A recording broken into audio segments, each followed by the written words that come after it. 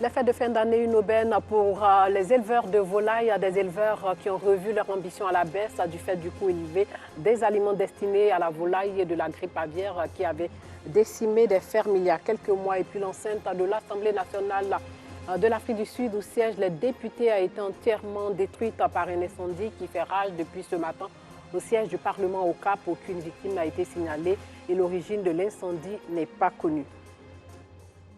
Bonsoir et bienvenue dans le journal. Salif Keïta en concert à Ferke-Sédougou dans le nord du pays à l'occasion du Nouvel An. Le public est sorti massivement pour vivre l'instant de bonheur musical offert par le ministre de la Défense. Le reportage de Kader Sogodougou. Premier jour de l'an, la place Alassane Ouattara de Ferke-Sédougou est noire de monde.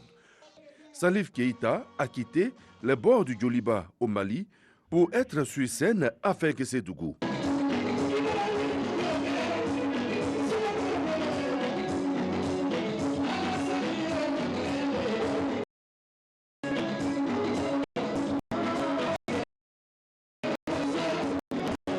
L'ambulance le plus célèbre de la musique va enchaîner les titres. Son orchestre assure également.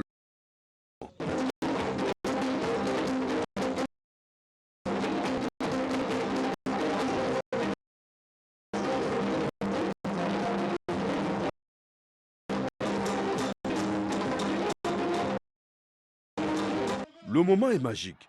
Ferke-Sédougou communie avec l'artiste. L'essentiel est d'être heureux et vivre pleinement la nouvelle année. Le public a répondu massivement à l'invitation du ministre d'État, ministre de la Défense, Téné Birahima Ouattara, qui offre un concert gratuit.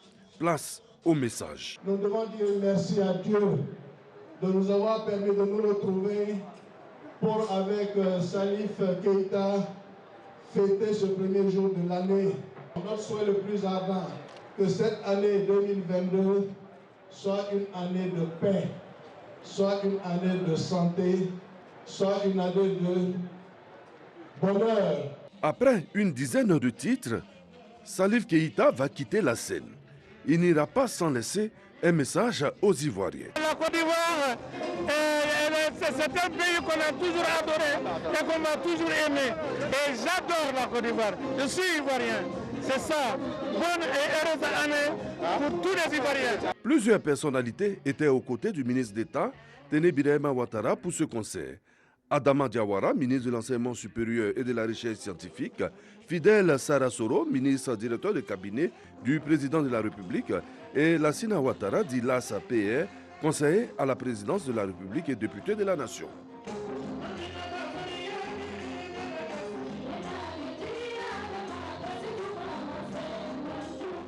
Ici à Abidjan, la commission jeunesse de la mosquée d'Adjen dans la commune de Cocody a organisé la veille du Nouvel An, la nuit de la jeunesse musulmane. Ce rendez-vous spirituel avait pour thème « Comment vivre sa spiritualité au cœur de la modernité ». Abdoulaziz Guira, Georgette Ido Fofana. La jeunesse musulmane accueille le Nouvel An en adoration.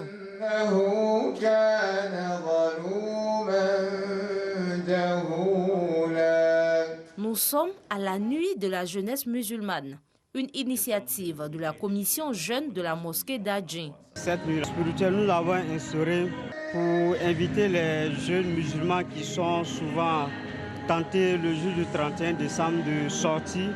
Et quand ils sortent cette nuit-là, ils partent dans des endroits qui ne sont pas recommandés par la religion musulmane.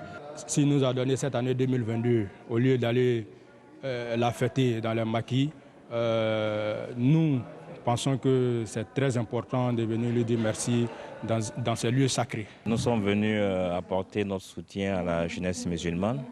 C'est la jeunesse qui a décidé donc de passer la transition de l'année 2021 à 2022 dans la spiritualité, dans la gaieté, mais en tenant compte des normes spirituelles. Imam Haroun Kone, conférencier de la cérémonie, a instruit la jeunesse musulmane sur le thème « Comment vivre sa spiritualité au cœur de la modernité ». On peut bien vivre sa foi dans la modernité. Il suffit soi-même d'être outillé, de s'approprier sa religion, de connaître sa religion et de vivre avec dans la société. Le musulman cherche le bien-être ici-bas et le bien-être à l'au-delà. Ce traditionnel rendez-vous spirituel de la jeunesse musulmane est à sa 13e édition. Sachez qu'11 militaires ont été blessés et 29 terroristes neutralisés lors d'une attaque contre des unités des forces de défense et de sécurité dans le nord du Burkina Faso. Ces positions d'unités militaires et de gendarmes en mission de contrôle de zone dans la localité de Gomboro, dans la région de la boucle du Mouroun, ont été la cible d'une attaque menée par des individus armés. Le Burkina Faso fait face depuis 2015 à des attaques djihadistes régulières et meurtrières, en particulier dans les régions du nord et de l'est, proches du Mali et du Niger, pays également confrontés aux opérations de groupes djihadistes armés. L'enceinte de l'Assemblée nationale où siègent les députés sud-africains a été détruite par un incendie qui fait rage depuis ce matin au siège du Parlement au Cap. Aucune victime n'a été signalée et l'origine de l'incendie n'est pas connue à ce stade. Le bâtiment historique qui abrite une collection de livres et la copie originale du premier hymne national, lui, est aussi endommagé. Place au dossier. Dimanche matin, l'incendie qui n'a toujours pas été maîtrisé par les dizaines de pompiers du Cap sur place fait ravage au siège du Parlement sud-africain. Le vaste édifice victorien à la façade rouge, brique et blanche, qui compte plusieurs bâtiments, s'est enveloppé d'un épais nuage de fumée noire. Les rues du quartier UP ont été rapidement bouclées. Des images aériennes sur les chaînes de télévision montrent d'immenses flammes s'échappant du toit. Selon les premières constatations des pompiers, le feu est parti de l'ancien bâtiment abritant l'Assemblée nationale avant de se propager. Les secours redoutent que le feu ne se propage rapidement dans ces vieilles salles ornées de riches tapis et rideaux. Selon eux, aucune victime n'a été signalée pour l'instant. C'est au Parlement que le dernier président sud-africain blanc, mort le mois dernier, Frédéric Willem de Klerk, a annoncé en février 1990 la fin du régime raciste d'apartheid. La ville a déjà été victime d'un important incendie en avril. Un feu sur la montagne de la Table surplombant la cité côtière s'était propagé et avait détruit des trésors de la bibliothèque de la prestigieuse Cape Town University en contrebas. Et sachez qu'un homme de 51 ans a été arrêté et est en train d'être interrogé par la police. Il sera présenté à la justice mardi pour l'incendie au Parlement. Place au dossier.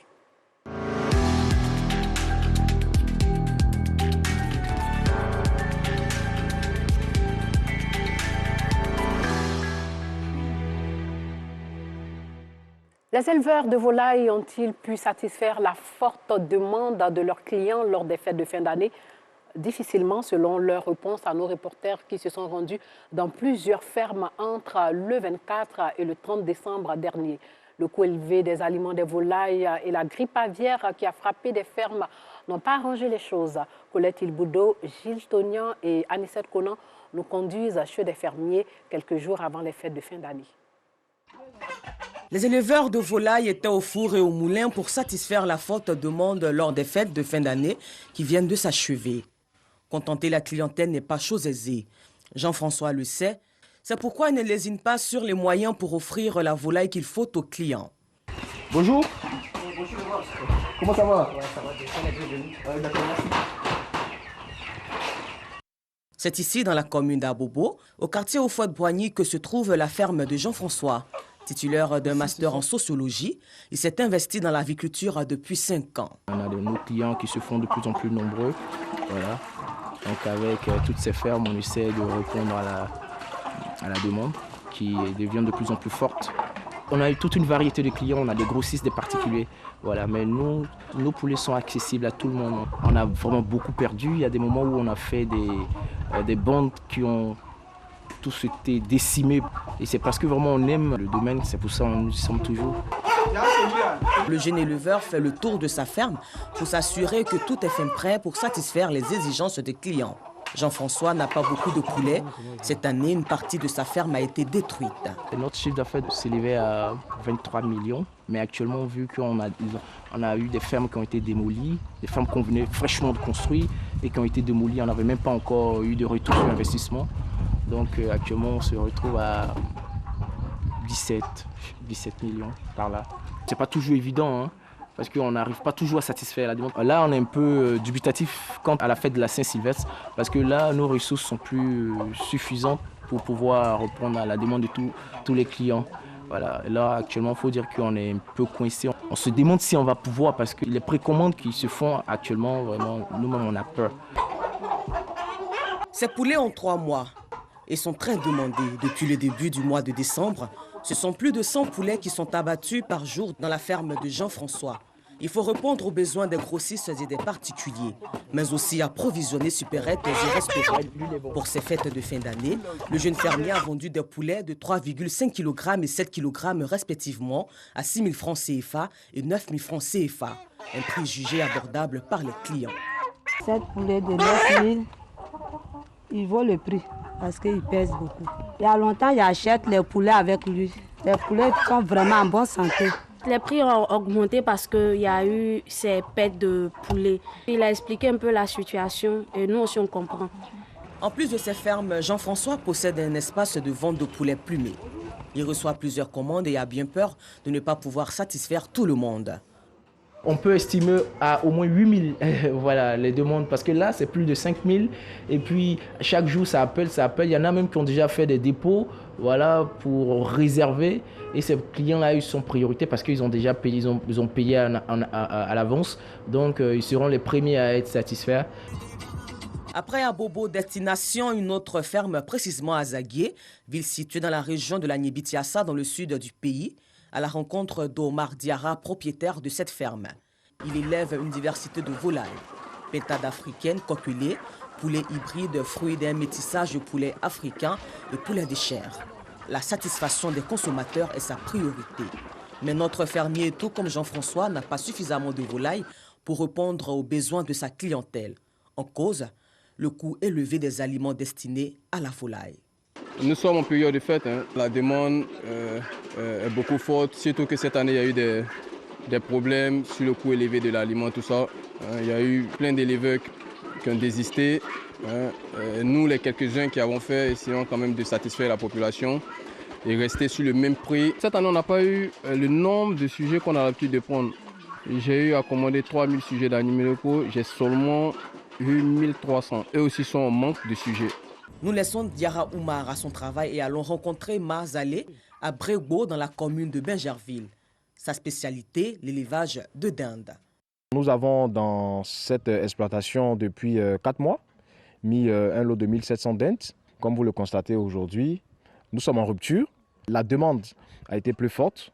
Donc aujourd'hui, à cette date-là, nous n'avons plus donc de sujet pour satisfaire le marché. Les commandes de volailles se multiplient, mais les fermiers ne peuvent pas répondre à la forte demande. La grippe aviaire est passée par là. Cette pénurie que nous remarquons aujourd'hui dans les fermes ici à Bingerville et un peu partout dans le Grand Abidjan réside du fait qu'il y a eu la grippe aviaire qui avait été détectée dans la zone de Bassam jusqu'à Mondoukou. Donc cette zone-là aussi était une zone de production qui ravitaillait à Abidjan. Donc aujourd'hui, la plupart des autres marchés sont obligés de s'appuyer sur Bingerville, sur Songon ou encore Azaguié, qui sont aussi des zones de production. Donc déjà, ça a pénalisé beaucoup. Face à cette maladie de la grippe aviaire, le directeur des services vétérinaires de Côte d'Ivoire rassure. Je voudrais les rassurer pour dire que le dispositif du ministère des Ressources animales permet d'assurer un bon maillage sanitaire. Nous avons plus de 260 postes d'élevage sur toute l'étendue du territoire national qui travaillent en harmonie avec les groupements de défense sanitaire pour ce qui concerne la filière avicole. Et donc, ce travail en harmonie-là permet d'avoir la situation sanitaire des élevages en Côte d'Ivoire. Tout producteur doit déclarer son établissement ou sa ferme. Et donc, doit pouvoir respecter le minimum de bonnes pratiques d'hygiène. Nous verrons au gain que toute denrée susceptible de porter atteinte à la consommation est retirée systématiquement de la vente et donc faire l'objet de destructions systématiques. C'est pour ça que ce contrôle-là, aujourd'hui, est renforcé durant toute cette période de forte consommation pour que l'Ivoirien puisse consommer de la viande de bonne qualité. Bien que des efforts soient faits pour ravitailler les restaurants et maquis en volaille sur place, la réalité est tout autre. Les restaurateurs évoquent un manque criant de volailles, ce qui pourrait impacter négativement leur chiffre d'affaires. On n'a aucun poulet, la clientèle demande, donc nous sommes obligés actuellement de passer un peu partout pour voir si on va trouver du poulet. Actuellement, la patronne est en course pour avoir un peu de poulet pour satisfaire nos clients. La majorité des clients, beaucoup consomment de la volaille, grillée, fumée, braisée. Est-ce que les clients consomment? Actuellement, nous sommes en rupture de stock. Ce qui reste, ce n'est pas beaucoup. Or, on a d'autres commandes encore. Voilà. Qu'on appelle les gens pour nos grossistes, pour nous envoyer, ils sont en rupture de stock. Les fêtes de fin d'année, une aubaine pour les éleveurs de se faire assez d'argent. Malheureusement, pour des raisons sanitaires dues à la grippe aviaire et à la cherté des aliments, les fermiers voient leur chiffre d'affaires réduit de plus de 30%. Leur souhait, que les fêtes de fin d'année prochaines soient encore meilleures que celles de l'année 2021. Voilà, c'est tout pour ce soir. Merci de nous avoir suivis.